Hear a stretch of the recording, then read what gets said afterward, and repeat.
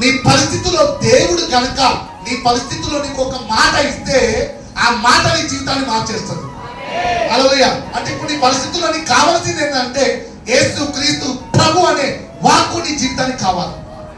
ఆమేన్. యేసు క్రీస్తు ప్రభు అనే వాక్కు నీ జీవితానికి అనుగ్రహించబడితే కనుక అది ఎటువంటి అయినా సరే, ఆమేన్, హల్లెలూయా, అది ఎటువంటి అయినా సరే, ఈవెన్ తో నీకు విశ్వాసం లేకుండా యేసు క్రీస్తు ప్రభు అనే ఒక మాట నీ జీవితం దగ్గరికి వస్తే కనుక చనిపోయి 4 రోజులు అయినప్పటికీ కంతులు వేసుకుంటా సమాధి నుంచి బయటకు వచ్చే శక్తి ఆ వాక్యానికి ఉన్నదంట.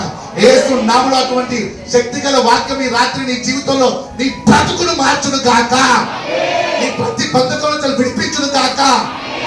హల్లెలూయా. ఆమేన్.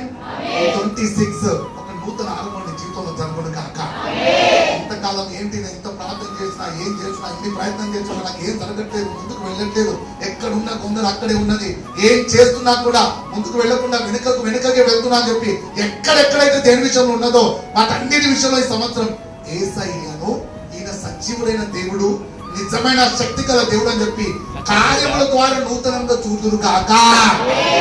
హల్లెలూయా. ఆమేన్. స్తోత్రం కలుగును కాక. ఏమైతుంది యేసు ప్రభు గురించి వింటే మాకు ఎన్ని లేవు దేవుని స్తోత్రం. హల్లెలూయా. ఆ యేసు ప్రభు మా పరిస్థితి మాత్రం